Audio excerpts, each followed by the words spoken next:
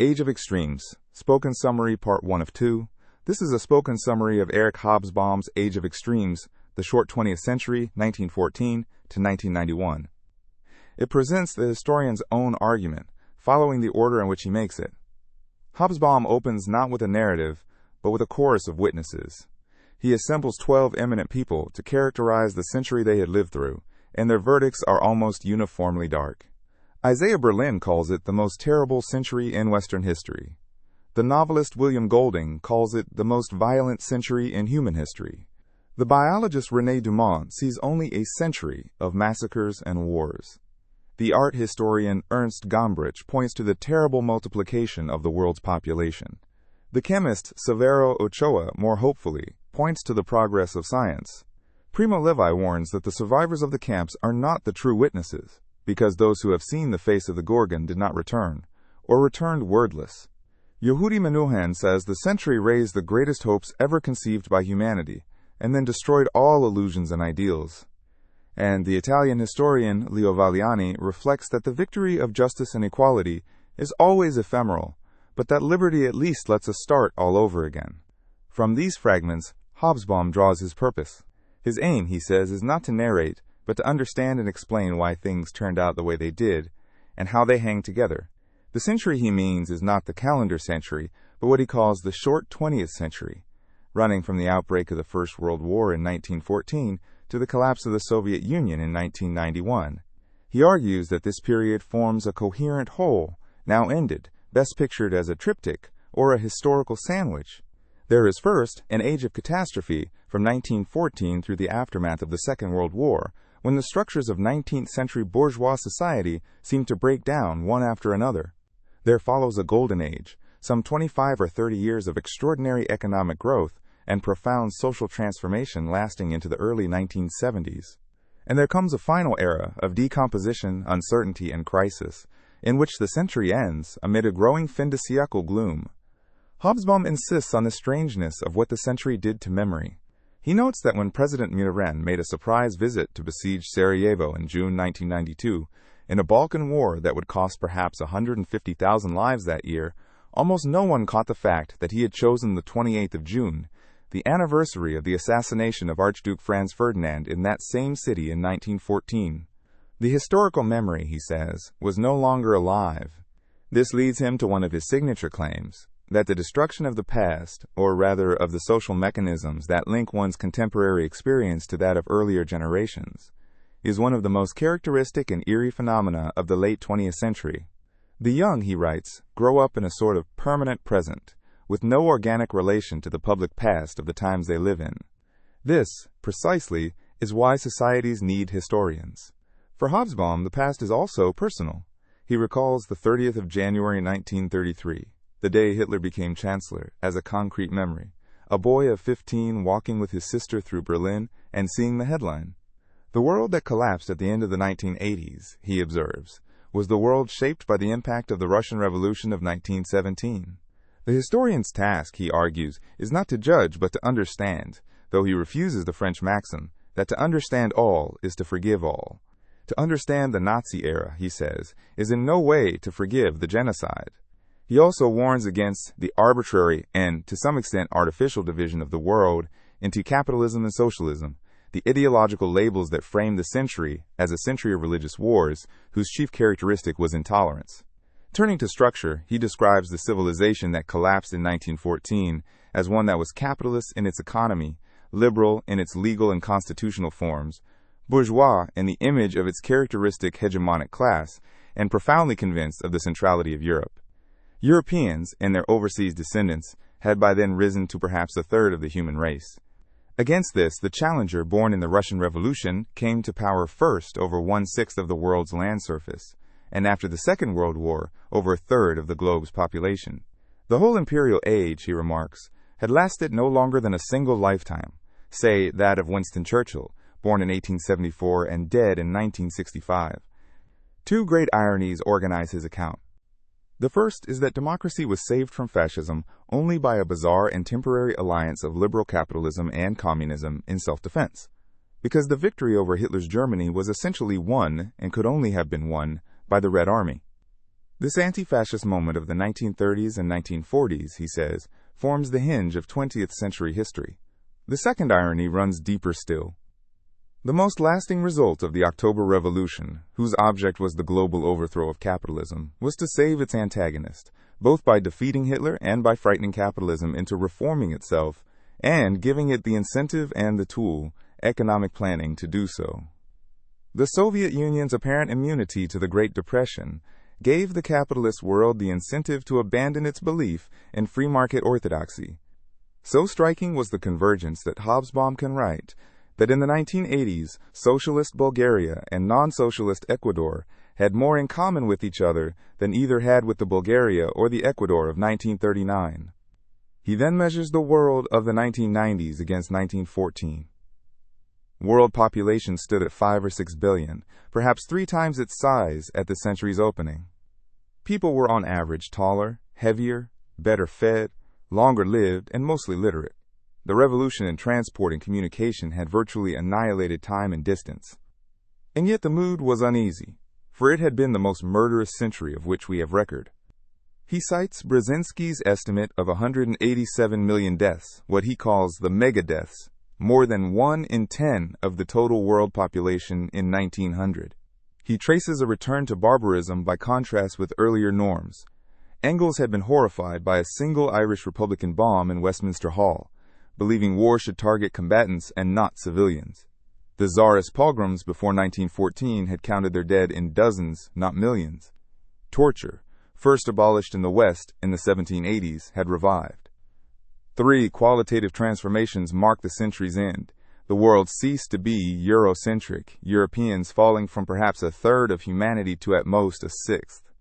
The globe became a single operational unit, what McLuhan in 1962 called the global village. And the old patterns of human social relationship began to disintegrate, snapping the links between generations, a process he links to the Communist Manifesto's warning that capitalism leaves no other nexus between man and man than naked self-interest, and to Daniel Bell's observation that capitalism combined radical individualism in economics with a fear of the same individualism in culture.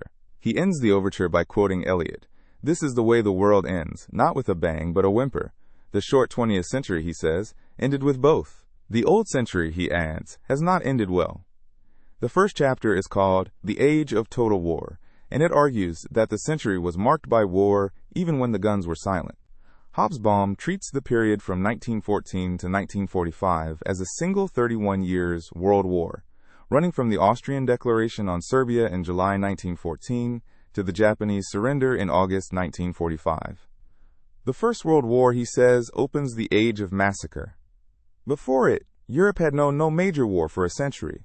Among 74 international wars between 1816 and 1965, the top 4 by size all occurred in the 20th century. The pre-war order went to its destruction almost casually.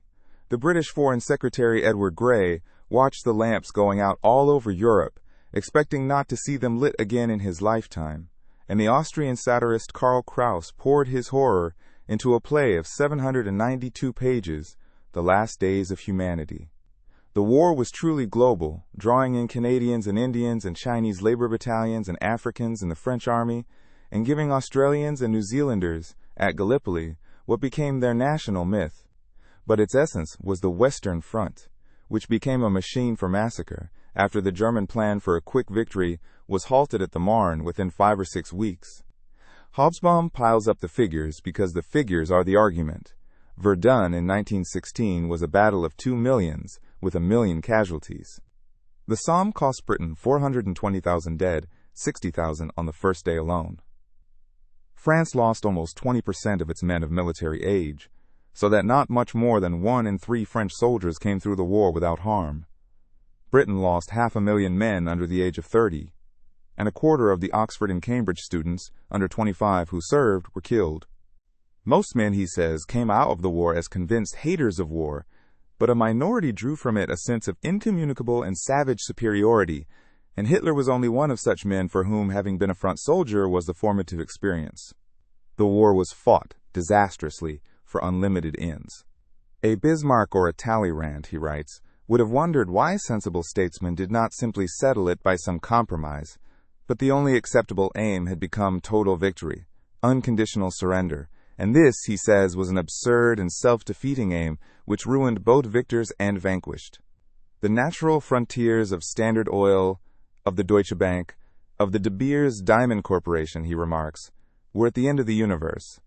The peace made at Versailles was dominated by 5 considerations: the fear of Bolshevism and the collapse of regimes, the wish to hold Germany down above all France's concern, the remaking of the map on Woodrow Wilson's principle of self-determination, the domestic politics of the victors, and the hope of preventing another war, in which, he says, they failed in the most spectacular manner.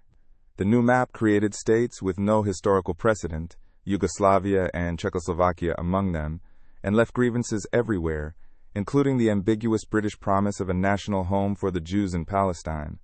The national conflicts tearing the continent apart in the 1990s, Hobsbawm writes, were the old chickens of Versailles once again coming home to roost. The League of Nations proved an almost total failure, except as an institution for collecting statistics, and the settlement, he concludes, could not possibly be the basis of a stable peace. The Second World War he answers in 2 words: Adolf Hitler. He traces the milestones of aggression from the Japanese invasion of Manchuria in 1931 through the Italian invasion of Ethiopia in 1935, the intervention in the Spanish Civil War, the annexation of Austria and the crippling of Czechoslovakia in 1938, and the occupation of the rest of Czechoslovakia in March 1939, to the Hitler-Stalin Pact and the invasion of Poland. Germany and Japan, whose combined enemies commanded overwhelmingly greater resources, needed rapid offensive war, as in 1914. In the spring of 1940, Germany overran Norway, Denmark, the Netherlands, Belgium, and France with ridiculous ease, leaving Britain alone under Churchill, whose strength rested on a total refusal to come to any kind of terms. The decisive date, Hobsbawm says, was the 22nd of June 1941, when Hitler invaded the Soviet Union, an act so senseless that Stalin simply would not believe it, and was briefly demoralized as the Germans reached the outskirts of Moscow by October. From Stalingrad on, he writes, everyone knew that the defeat of Germany was only a question of time. Pearl Harbor made the war worldwide, and there was no way Japan could win such a war. The real mystery, he says, is why Hitler gratuitously declared war on the United States. The deaths were between 3 and 5 times those of the First World War. The Soviet Union alone lost figures variously estimated at 7, 11, 20, or even 50 millions, and of 5.7 million Russian prisoners of war in German hands, 3.3 million died.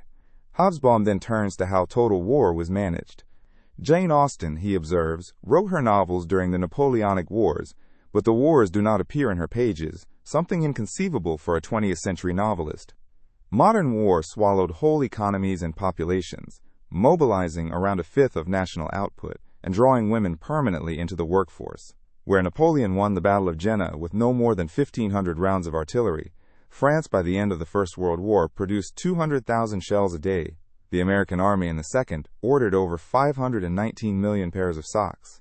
Paradoxically, the planned war economies of the Western democracies proved far superior to Germany with its tradition of rational bureaucratic administration, and Britain, cutting civilian consumption by more than 1/5, ended the war with a population slightly better fed and healthier than before, because the system was slanted toward equality and fairness of sacrifice. Above all, in the chapter's final movement, he traces what he calls a rising curve of barbarism after 1914, about which, he says, there is unfortunately no serious doubt. The First World War, he notes, made a greater emotional impact than the Second, leaving the war memorials, the unknown soldier, and Armistice Day. 2 things brutalized warfare: the democratization of war, which turned civilians into targets and demonized the adversary, and the new impersonality of warfare. Opposite the permanently fixed guns of the Western Front, he writes, were not men, but statistics. Mild young men could far more easily drop high explosive on London or Berlin, and German bureaucrats could work out the railway timetables for the death trains with less sense of personal involvement. The greatest cruelties of our century, he concludes, have been the impersonal cruelties of remote decision, of system and routine. The age required new words, stateless and genocide, and it produced the Armenian massacre, the most usual figure for which is 1.5 million, the first modern attempt to eliminate an entire population, and the murder of some 5 million Jews. It generated, too, the great uprootings, from the population exchanges of the 1920s to the perhaps 40.5 million uprooted people in Europe by May 1945, and the 15 million refugees and 2 million dead of the Indian Partition. The First World War, he says, solved nothing. The Second actually produced solutions, at least for decades. Hobsbawm underlines how strange the descent into total war would have looked to the generation before 1914, when the very Britannica of 1911 could still speak of the norms of civilized warfare. The war introduced its new instruments almost casually.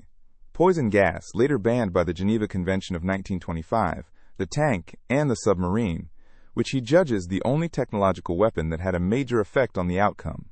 He notes that the German dead exceeded the French in absolute numbers, but formed a smaller proportion of a larger population, and that American losses, at 116,000, were a fraction of the roughly 1.6 million French, 800,000 British, and 1.8 million German dead.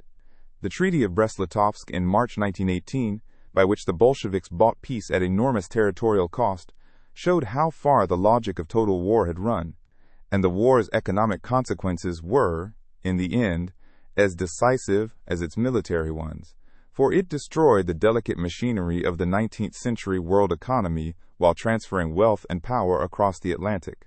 The United States economy grew during the war at the rate of roughly 10% a year, and it was war, twice over, that gave the United States its global preponderance. Hobsbawm measures, too, what total war did to the map of populations. The century invented not only new weapons but new categories of the uprooted, the APAT ride or stateless person, the refugee counted in millions rather than in the dozens of an earlier age. Between 1914 and 1922, the wars and their aftermath generated 4 or 5 million refugees. The population exchanges that followed moved more than 1 million Greeks and hundreds of thousands of Turks and Bulgarians, and the League devised the Nansen Passport for those who now belong nowhere. The Second World War multiplied these figures beyond precedent, leaving perhaps 40 million uprooted in Europe alone by 1945, expelling some 13 million Germans from the East, and returning millions of displaced persons, half of them against their will. He sets beside these the 15 million refugees and 2 million dead of the Indian Partition, and the migrations that made and unmade the new state of Israel. The comparison he reaches for is the 30 Years' War of the 17th century, the last time Europe had known devastation on such a scale, and he insists that the difference between the two world wars lay precisely here. The first solved nothing and left only ruins, whereas the second, for all its greater horror, produced solutions that would hold, at least in the developed world, for a generation. The second chapter, The World Revolution, argues that revolution was the child of 20th century war, and that the Russian Revolution of October 1917 became an event as central to the history of this century as the French Revolution of 1789 was to the 19th. Its global reach, he says, had no parallel since the conquests of Islam in its first century, for within 30 or 40 years a third of humanity found itself living under regimes directly derived from the 10 days that shook the world. War breeds revolution. Napoleon had complained that the Emperor of Austria could survive 100 lost battles, while he, child of the French Revolution, would be at risk after a single defeat.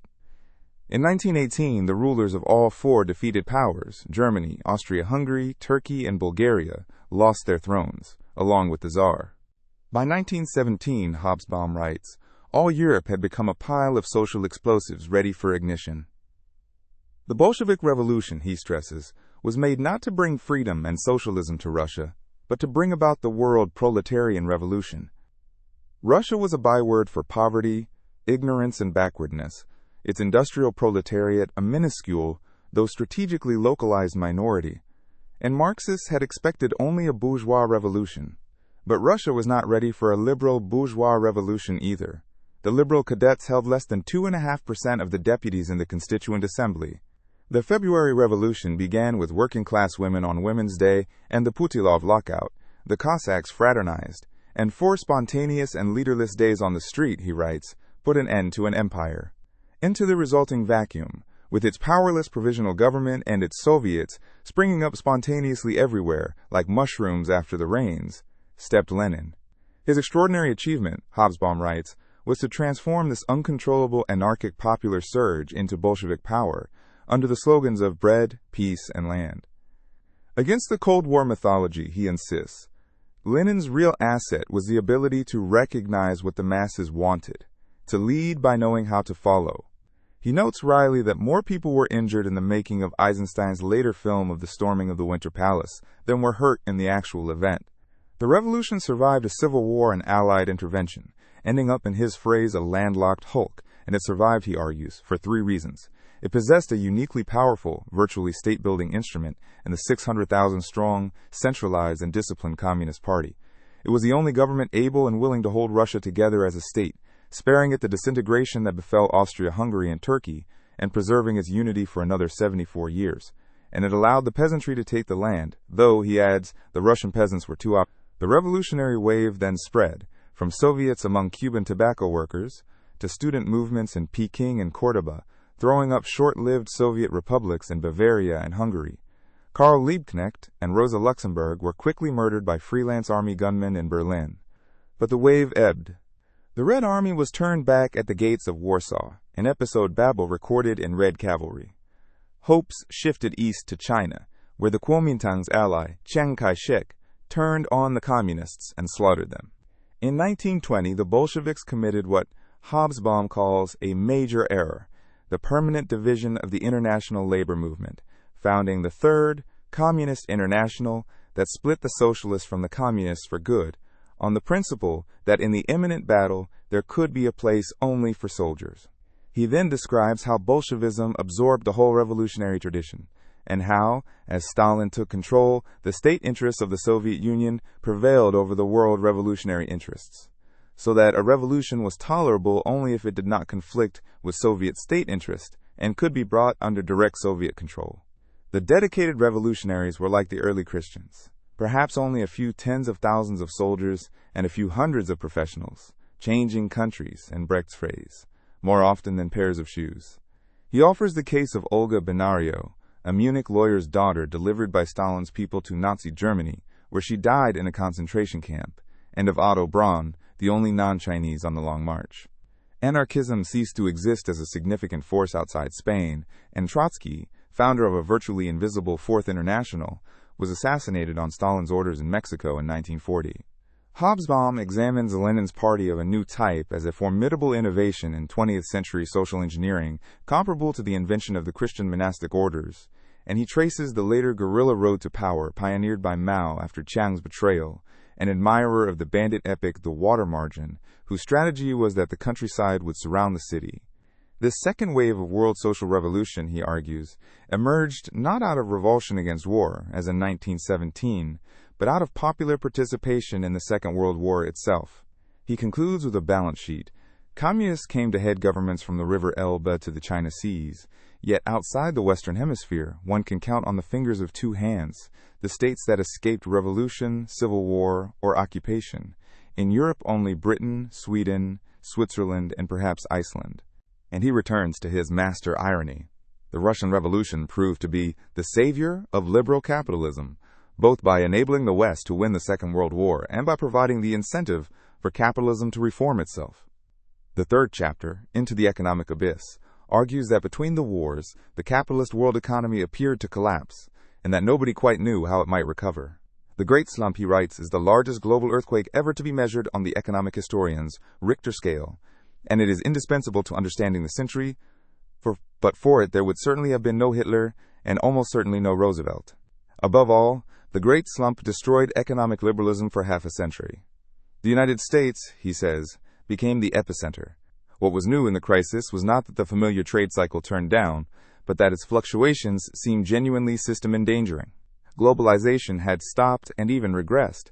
Where almost 15 millions had landed in the United States in the 15 years before 1914, the figure fell to under 750,000 in the 1930s, and world trade in 1948 was not significantly higher in volume than before the First World War. The German hyperinflation of 1923 reduced the currency to 1/1,000,000th of its 1913 value, and Hobsbawm recalls that his own grandfather's matured insurance policy bought just enough to buy himself a drink. It made Central Europe ready for fascism. After the Wall Street crash of the 29th of October 1929, American and German industrial production each fell by about a third. Primary product prices went into free fall, tea and wheat by 2/3, raw silk by 3/4, so that Brazil burned coffee instead of coal in its locomotives. At the worst, in 1932 and 1933, unemployment reached 22 or 23% in Britain, 27% in the United States, and some 44% in Germany. The only Western state that succeeded in eliminating unemployment, Hobsbawm notes pointedly, was Nazi Germany between 1933 and 1938. The consequences reshaped the century. Governments abandoned the gold standard, and Britain abandoned free trade, which had been as central to British economic identity since the 1840s as the Constitution is to the United States. They gave social considerations priority over economic ones, and full employment, and later, the welfare state became the keystones of post-war policy, with Keynes as their prophet. Meanwhile, the one country that had clamorously broken with capitalism, the Soviet Union, appeared immune, tripling its industrial output and raising its share of world manufacturing from 5% in 1929 to 18% in 1938, so that plan and planning became the buzzwords of the age, adopted even by Hitler with his 4-year plan. Explaining the collapse, Hobsbawm points first to the growing imbalance created by American dominance, for the United States by 1929 produced over 42% of the world's industrial output and, unlike Britain, did not bother to act as a global stabilizer. And second, to the failure of demand, since wages lagged while profits rose, producing overproduction and speculation. Readers who remember the later 1980s, he remarks dryly, may find themselves on familiar territory. He is sharpest on memory and ideology, marveling that the orthodoxies of the pure free market, so obviously discredited in the 1930s, could once again come to preside over depression. An illustration of the incredible shortness of memory and of society's need for historians, who are the professional remembrancers of what their fellow citizens wish to forget. The slump, he concludes, opened the gates to the Second World War in 1931, and it set 3 rival options competing for the future: Marxist communism, whose predictions seemed confirmed; a reformed capitalism married to moderate social democracy, which would prove the most effective after the war; and fascism, which the slump transformed into a world movement and a world danger. Hobsbawm lingers on the peculiar quality of the interwar depression before turning to its politics. Growth had not stopped altogether, he concedes. American output per head still crept up, and world industrial production rose by over 80% in the 25 years after 1913, though at half the rate of the previous quarter century. What was new was the collapse of the international system that had bound the pre-1914 world together. International lending dropped by over 90% between 1927 and 1933, and each state retreated behind its own defenses. Most favored nation clauses vanished from the majority of commercial treaties. He is fascinated by the human texture of the catastrophe. The Gold Coast, where gin imports fell by 98%, the American mortgages of which nearly half were in default by 1933, with 1,000 foreclosures a day, and the fact that, even in Britain, less than 60% of the labor force was covered by unemployment insurance. He notes that in Germany, up to 85% of Communist Party members were out of work. On the deeper causes, he sets out 2 complementary readings. The first, that the United States, producing over 40% of the world's goods, did not need the rest of the world and would not act as its banker of last resort. The second, that wages had failed to keep pace with productivity, so that demand could not absorb what the factories poured out. He points to the automobile as the emblematic case, American production halving between 1929 and 1931, and not regaining its 1929 peak for the rest of the decade.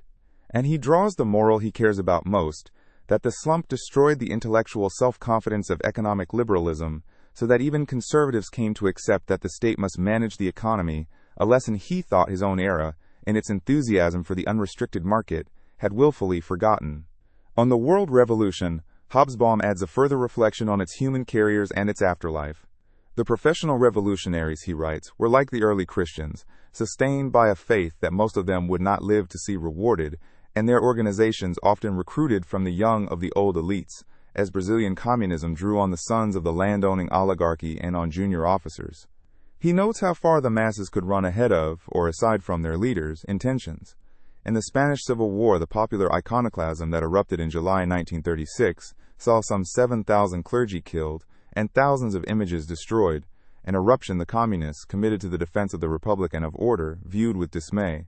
He traces the guerrilla road from Mao's first free zone in the Qiangzi Mountains and the Long March of 1934 to Sandino in Nicaragua, whose name the Sandinistas would later take, and he sets against the failed city risings, above all the doomed Warsaw Rising of 1944, the principle that in the second wave of revolution the countryside would surround the city.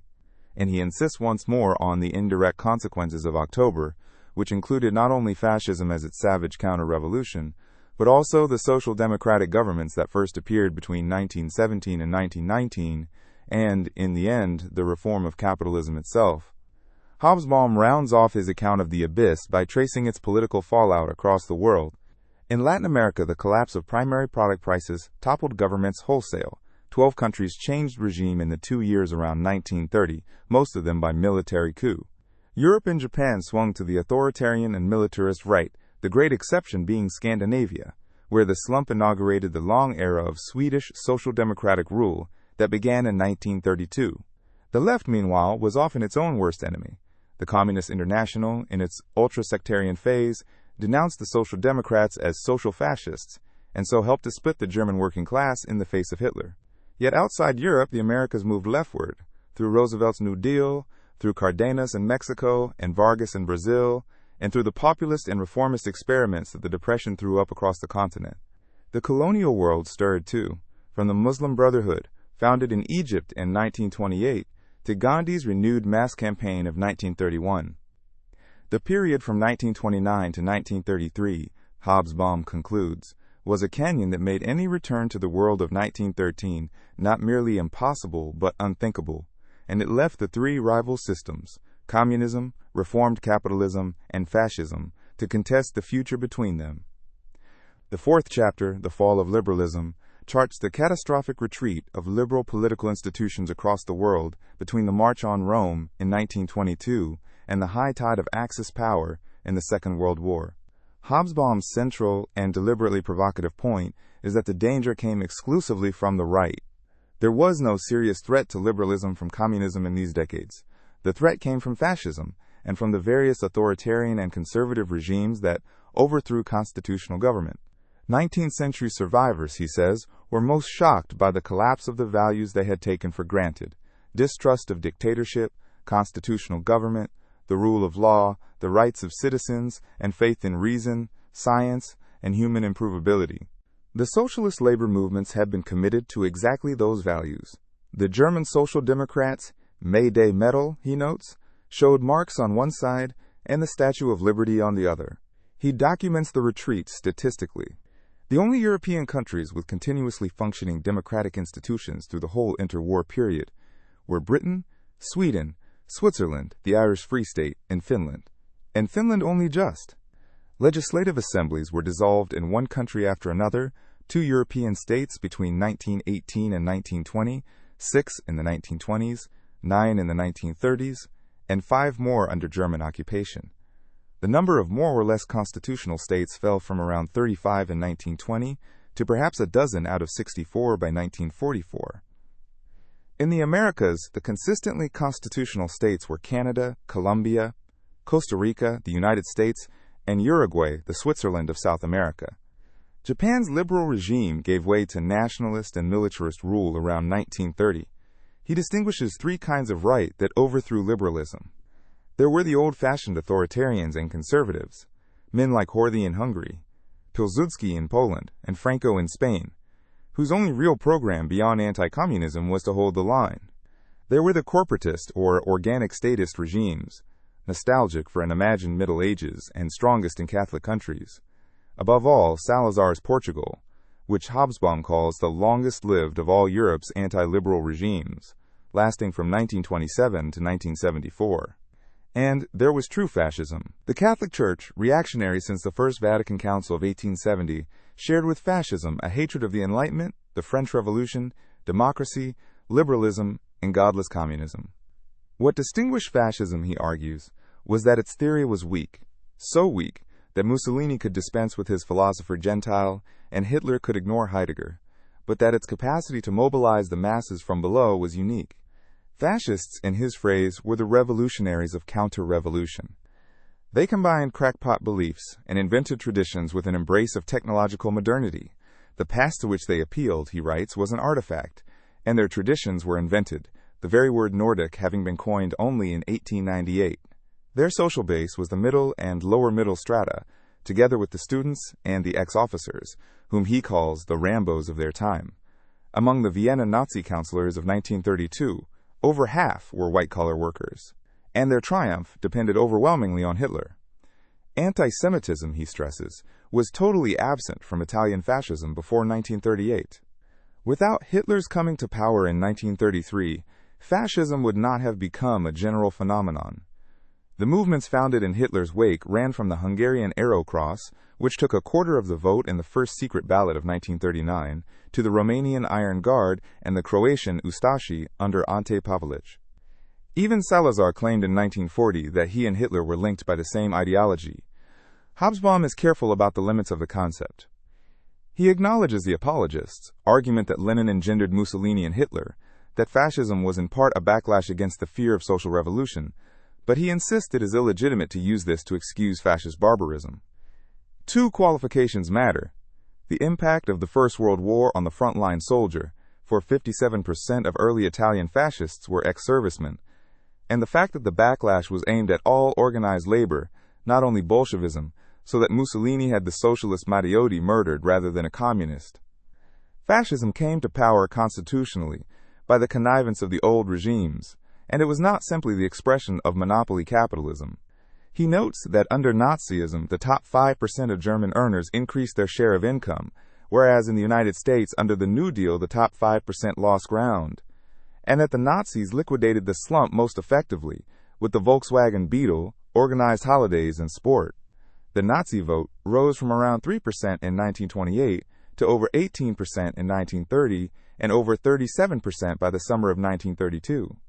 Japan, for all its racial doctrine and self-sacrifice and its torturers who played Schubert quartets, he declines to call fascist, because it lacked any concept of mass mobilization from below. The Prussian army, not Hitler's movement, fit its world. In Latin America, in a crucial reversal, the leaders inspired by European fascism created labor movements rather than destroying them. European fascist regimes, he writes, destroyed labor movements, whereas the Latin American leaders they inspired created them, as Vargas did in Brazil. He ends by explaining why liberalism receded even where fascism did not triumph.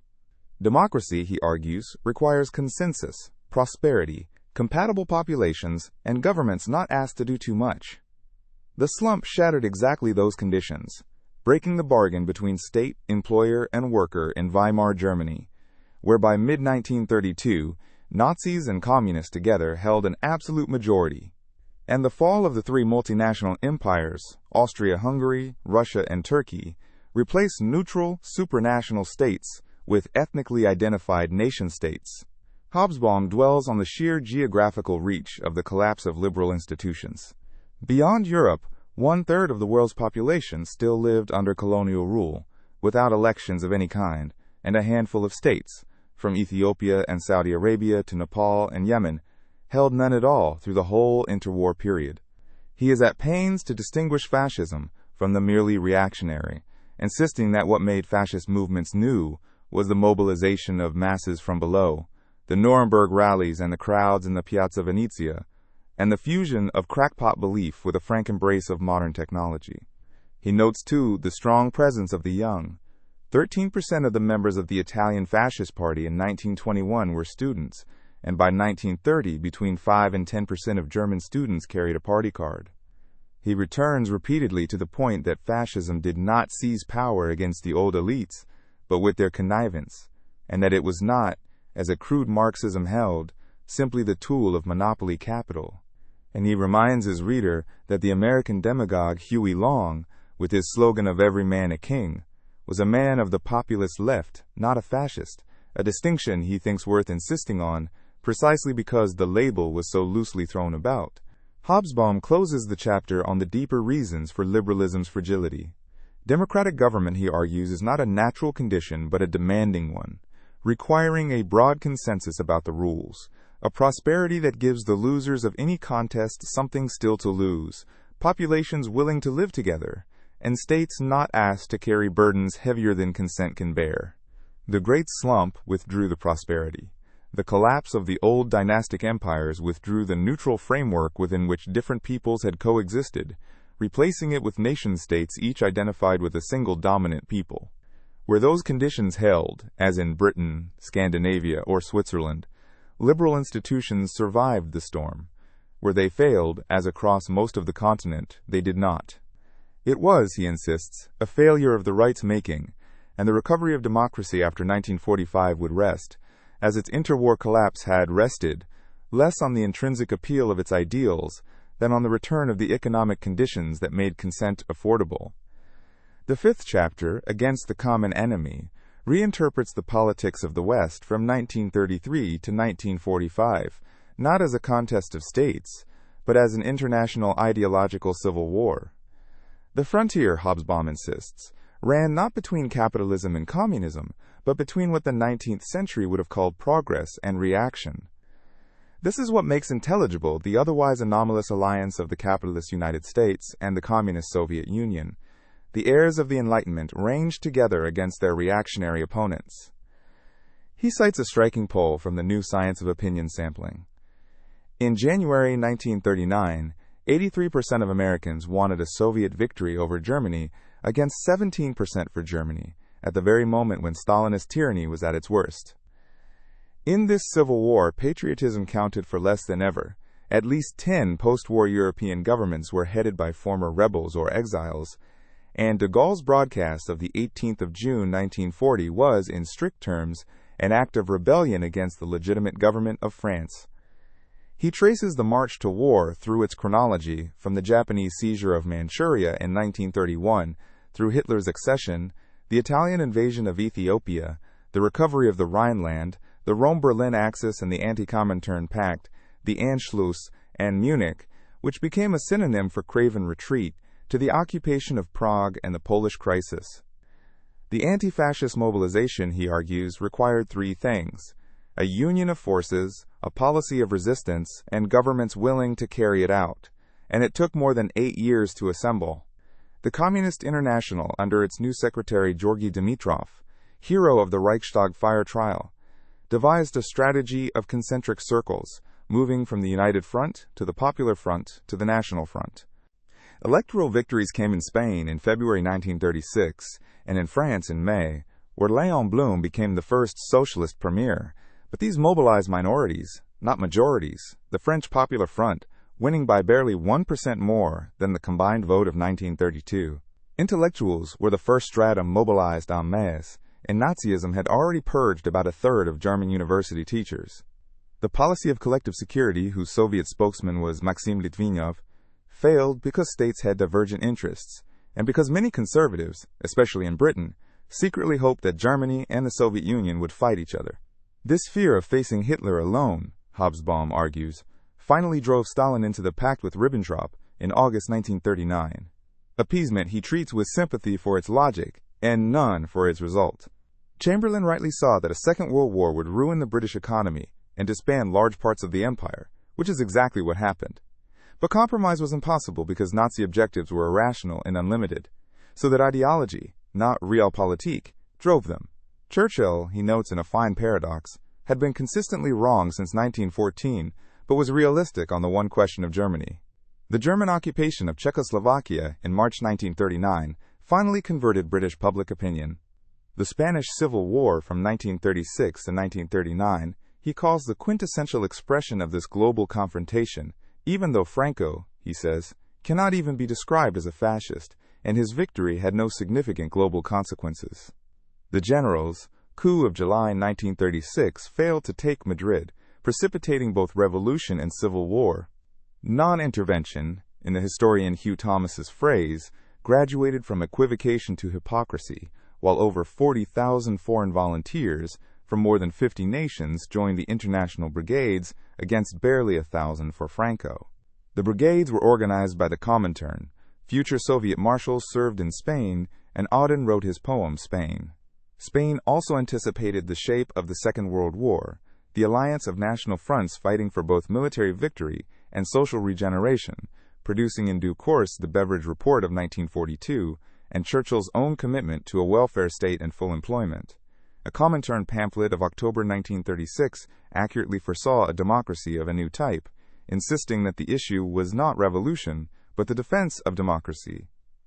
The resistance, he says dryly, has a history that is largely mythological. De Gaulle himself called it a bluff that came off. Its military importance before Italy's withdrawal in 1943 was negligible. Its significance was political and moral. Communists were prominent in it because Lenin's vanguard party had been designed for illegality, and they were, in one historian's phrase, among the bravest of the brave, the French party calling itself the party of the executed. Yet Stalin discouraged unilateral bids for power, dissolving the Comintern in 1943, and the revolutions in Yugoslavia, Albania, and China were made against his advice. Hobsbawm notes the great exception to the whole anti-fascist frame. For most of Asia, Africa, and the Islamic world, the enemy was not fascism, but imperialism, and the imperial powers were precisely the liberal democracies. When the common enemy was gone, the alliance broke down at once. Fascism, he writes, dissolved like a clump of earth thrown into a river, and Hayek, whose Road to Serfdom appeared in 1944, was a prophet in the wilderness, for virtually all states now rejected the supremacy of the market and believed in planning. Hobsbawm gives the Spanish Civil War extended treatment because it distilled the whole confrontation into a single arena. The Republic, he notes, fought a rearguard action almost from the start, and made no serious use of the guerrilla warfare that would later become the standard weapon of the weak. He records the extraordinary international character of the volunteers, more than 40,000 from over 50 nations, and the way the Comintern organized them. Tito recruited from Paris, Togliatti effectively directed the Spanish Communist Party, and future Soviet marshals learned their trade there. He is careful about the colonial exception once more, noting that a Jewish fringe group in Palestine actually sought contact with the Germans through Damascus, and that one of its militants, Yitzhak Shamir, would decades later become Prime Minister of Israel, an illustration of how the anti-fascist and the anti-imperialist struggles could point in opposite directions. He notes that the Western left, and above all the Comintern, since its Baku Congress of the Peoples of the East in 1920, had been the nursery of anti-imperialism, which is why colonial liberation nonetheless leaned to the left. And he closes the chapter on the post-war settlement, observing that the United States and the Soviet Union were the two belligerents that emerged with their social systems essentially unchanged, and that once fascism was gone, the Grand Alliance had nothing left to hold it together. Hobsbawm underlines how far the anti-fascist decade pulled the whole center of politics to the left, and how this shaped the world that emerged from the war. The resistance, mythologized afterward, mattered less as a military force than as a school of a new politics, in which the fight against fascism and the promise of social regeneration were fused. The communist parties emerged from it with a mass following they had never had before, the largest party in liberated France, nearly 2 million members in Italy. He notes Churchill's own commitment, in the depths of the war, to a post-war order of full employment and social security, and the near-universal conviction, by 1945, that the state must manage the economy and guarantee welfare, a conviction that left the profits of the free market isolated. And he returns to the colonial paradox that qualifies the whole story. For the peoples of Asia and Africa faced not fascism but the empires of the very democracies that led the anti-fascist coalition, so that their liberation, though it leaned upon the Western left, pointed toward a reckoning that the victory of 1945 only postponed. The sixth chapter, on the arts from 1914 to 1945, makes a counterintuitive argument. The avant-garde modernist revolution in the high arts was essentially complete by 1914 and had, in effect, anticipated the collapse of liberal bourgeois society. Cubism, expressionism, futurism, abstraction, functionalism, atonality, and the literary break with tradition were all in place before the war. Even T.S. Eliot belonged already to the circle of Wyndham Lewis's magazine Blast. The Age of Catastrophe, he argues, added only 2 genuinely new formal innovations: The first was Dadaism, born in Zurich in 1916, while Lenin's exiles waited nearby for revolution, an anguished nihilist protest whose principle of cohesion, he says, was scandal, and whose emblem was Marcel Duchamp's urinal exhibited as ready-made art. The second was Constructivism, born in Soviet Russia, symbolized by Tatlin's unbuilt tower for the Comintern, and absorbed into design and architecture through the Bauhaus. Surrealism, emerging from Dada, was a plea for the revival of the imagination based on the unconscious, and it fertilized cinema in Buñuel and photojournalism in Cartier-Bresson. Hobsbawm makes 3 points about this revolution. The avant-garde became central to established culture, it seeped into everyday life through design, and it became dramatically politicized, mostly toward the left, so that the Nazis denounced it as cultural Bolshevism. The tragedy, he observes, is that the authoritarian regimes of both right and left rejected modernism, preferring monumental buildings and inspirational realism. Neither the German nor the Russian avant-garde survived Hitler and Stalin. The best wine of the arts, he writes memorably, seemed to grow on the lava-streaked slopes of volcanoes. From the collapse of the Habsburg world came Krauss's Last Days of Humanity, Hasek's Good Soldier Sveik, Roth's Radetzky March, Muzzle's Man Without Qualities, and the work of Rilke and Kafka. From the German crisis came Berg's Wazik and the Brecht-Weil Threepenny Opera and Mahagani. Walter Benjamin's Angel of History, based on a Klee drawing and blown backward into the future by a storm, gave the age its emblem. This storm, Benjamin wrote, is what we call progress. For the non-Western world, he adds, the basic problem was not modernism but modernity, the making of vernacular languages into literary idioms. Realism was their movement, as in the Chinese writer Lu Xun. The second half of the chapter turns to the mass arts, which Hobsbawm regards as the truly transformative development. This was the century of the common people, made visible by 2 linked instruments, reportage and the camera. The very word reportage entered the French dictionaries in 1929 and English in 1931, and the Leica appeared in 1924. It was the golden age of the picture magazine, of Life and Picture Post, and of radio, of which Britain had 9 million sets by 1939 and American households 40 million by 1950. Radio brought the world into people's rooms, structured daily life by timetable, and created a shared public sphere through the fireside chat and the Royal Christmas broadcast, yet it was, he says, merely the medium, not the message. Above all, it was the age of film, essentially American, except in Japan, and of popular music, and here Hobsbawm states a theme that runs through the rest of the book. In the field of popular culture, he writes, the world was American, or it was provincial. Hollywood absorbed the European avant-garde, copying German expressionism for its horror films, and sold it back to the world. Jazz came out of the Negro migration north, and the tango and the samba conquered the globe. The one great exception to American dominance was sport, above all association football, the child of Britain's global economic presence, whose World Cup was founded in 1930 and first won by Uruguay. Its stars were still amateurs or modestly paid professionals. The age of television and of sportsmen paid like film stars, he notes, was still a few years away. Hobsbawm dwells on the way modernism became a badge of cultural membership, even as it rewrote the map of the past. To be modern in interwar England meant admiring Eliot and Pound and Joyce and Lawrence, forgetting Milton and Tennyson and rediscovering Donne, dropping Murillo and taking up El Greco. 19th-century academic painting became literally unsaleable until the 1960s, and the Victorian Society was founded only in 1958. He notes how the avant-garde seeped into daily life through design, through Marcel Breuer's tubular chair, through streamlining and Art Deco, through the Penguin paperback, and above all through the Bauhaus, which turned from fine art to industrial design, and whose exiles carried the international style to America after the war. He observes that both Hitler, the frustrated artist who found his monumental architect in Albert Speer, and Stalin rejected the modern movement, so that the best of the German and Russian avant-gardes perished on the volcanic slopes he describes. And in the mass arts, he adds telling figures. In the late 1930s, 2 cinema tickets were sold in Britain for every daily newspaper. India made 567 films in a single year against the Soviet Union's 41, and the detective story flourished, largely British and often written by women, as a curious reassurance of a social order threatened, but not yet breached. The seventh chapter, End of Empires, closes the age of catastrophe by describing the destruction of the great colonial empires. Hobsbawm begins with a striking claim about the whole non-Western world.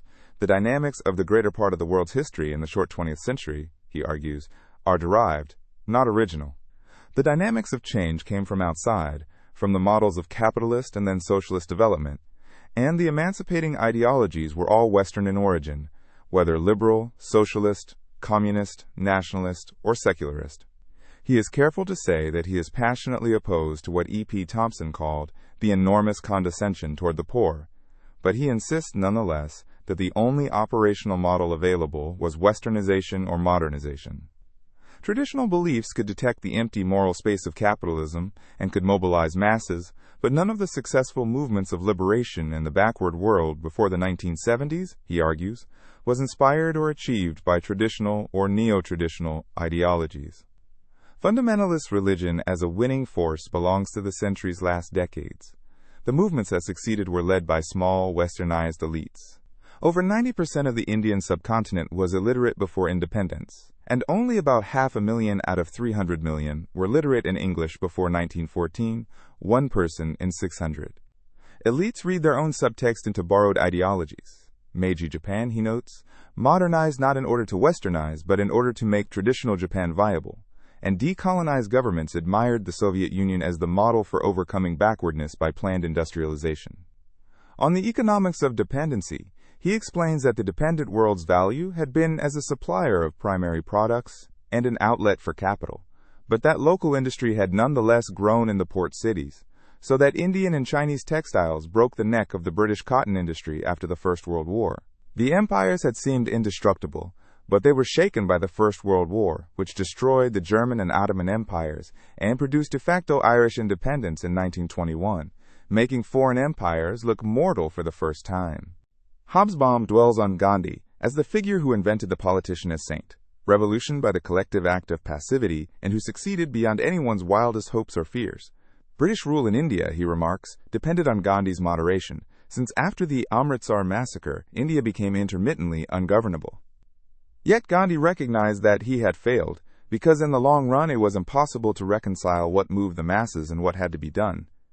Free India would be governed by westernizers, like Nehru, while the real modernizers elsewhere, like Ataturk, who exchanged the fez for the bowler hat and Arabic script for Roman letters, were secular. The Great Slump was decisive because it established contact between the politicized minorities and the common people. Students rioted in Cairo, Rangoon, and Jakarta, not because a political millennium was in reach, but because depression had knocked away the supports, and Congress membership in the Ganges heartland rose from around 60,000 to 1.5 million.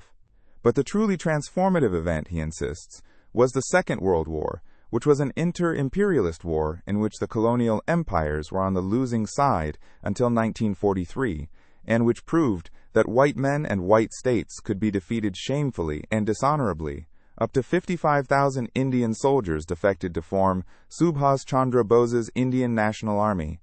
The two victorious powers, the United States and the Soviet Union, were both hostile to old-style colonialism. Decolonization then came in a rush, Asia breaking first, Syria and Lebanon in 1945, India and Pakistan in 1947, Burma, Ceylon, Israel, and Indonesia in 1948.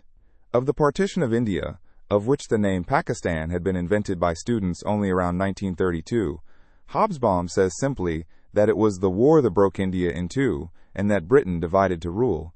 Several 100,000 were massacred, and millions displaced. The post-colonial world, he observes, is thus almost entirely divided by the frontiers of imperialism. In Indochina, the French were defeated in 1954, after which the United States waged a decade of war, dropping more high explosive than had been used in the whole of the Second World War.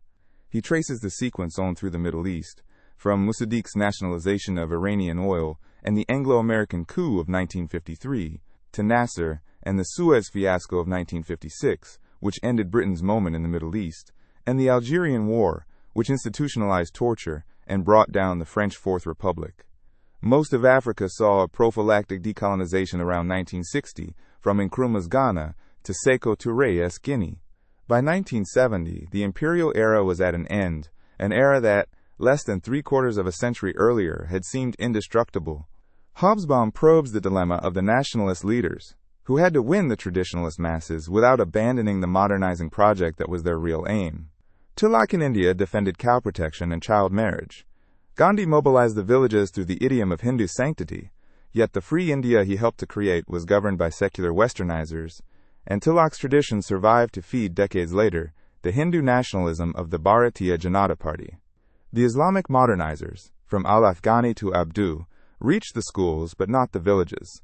The genuine revolutionaries, like Ataturk, were secularists. He is precise about the mechanics of decolonization. Britain, he argues, had learned in India that once a serious nationalist movement existed, the only way to keep the advantages of empire was to let go of formal power, whereas France fought long and ruinous wars in Indochina and Algeria before accepting the same lesson. He notes the 12 years and 50,000 troops it took to hold Malaya, the collapse of the Belgian Congo into anarchy, the Kikuyu revolt of Mau Mau, and the stubborn resistance of Portugal and of the settler regimes of South Africa and Rhodesia, whose unilateral declaration of independence came in 1965. The Imperial Age, which had seemed eternal, was effectively over within a single human lifetime. With the 8th chapter, the book crosses into its second panel, the Golden Age, and it opens with the Cold War. Hobsbawm's interpretation is deliberately deflationary. The Cold War, he argues, was a very peculiar confrontation in which, speaking objectively, no imminent danger of world war actually existed. Both superpowers accepted the uneven division of the world settled at the summits of 1943 to 1945, and neither intended to fight the other. The Soviet Union controlled the zone occupied by the Red Army. The United States took over the rest of the capitalist world, the Western Hemisphere, and the oceans, and took over what remained of the old imperial hegemony of the former colonial powers. Germany was partitioned, and Austria became a sort of second Switzerland.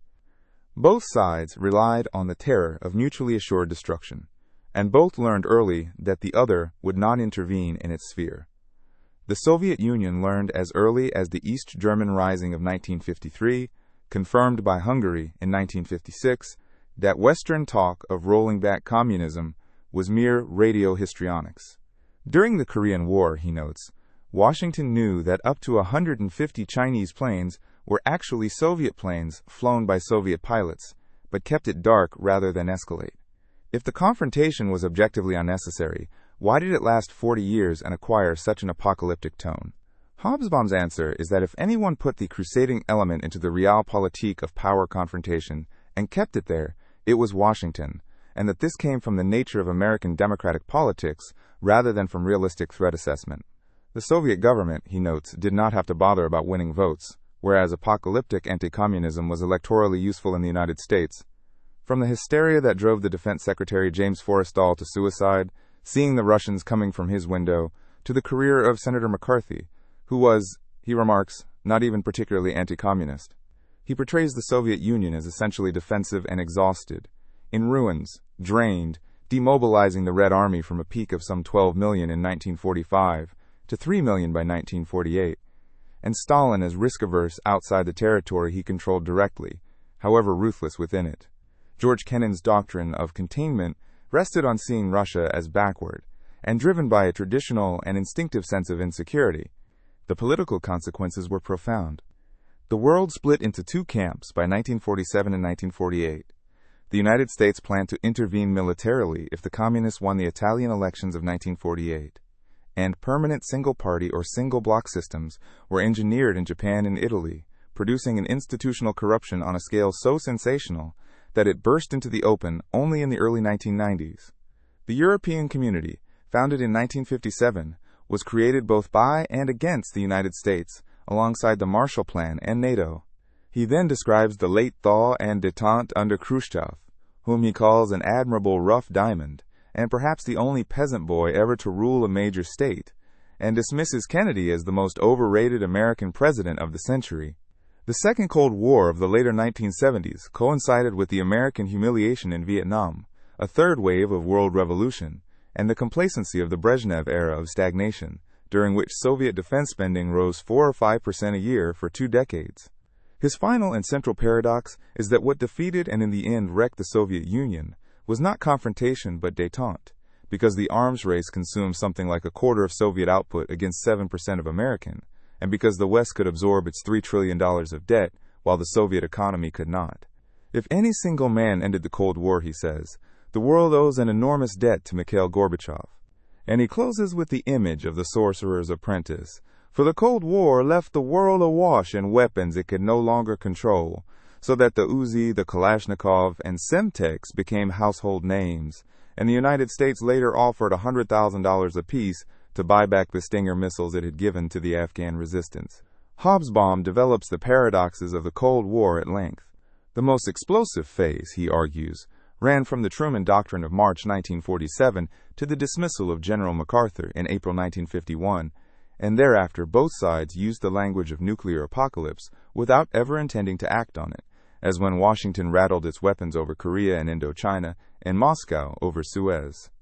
He stresses the domestic uses of the confrontation, the permanent one-party dominance engineered in Italy and Japan, whose institutional corruption erupted into scandal only in the early 1990s, and the way anti-communism served American electoral politics regardless of any real Soviet threat, a mood personified by Senator McCarthy and by the suicide of James Forrestal. He tracks the erosion of American economic supremacy that the arms race accelerated, from the dissolution of the gold pool in 1968 to the abandonment of dollar convertibility in August 1971, until by the late 1970s, the European community and Japan together formed an economy some 60% larger than the American.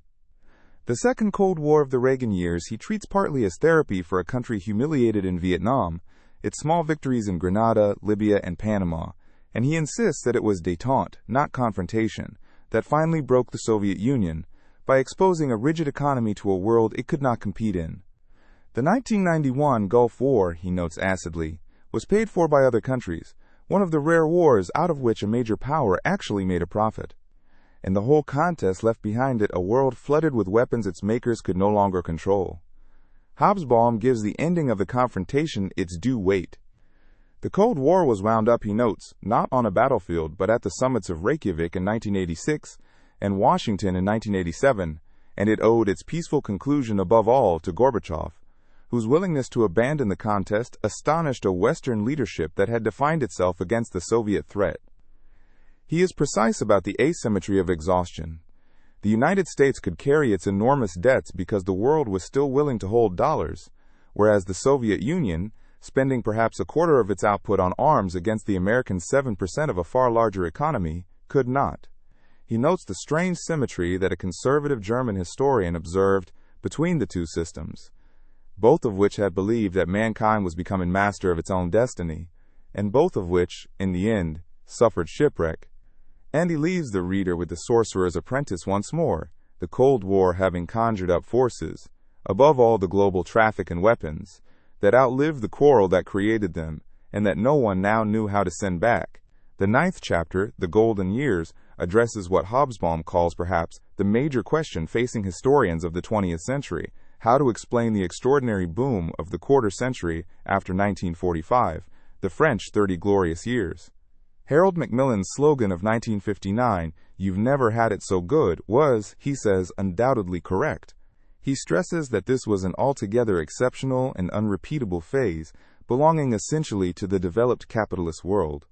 The United States, already producing 2/3 of the world's industrial output at war's end, grew relatively slowly, while everyone else broke records. World manufacturing output quadrupled between the early 1950s and the early 1970s, and world trade in manufactures grew tenfold.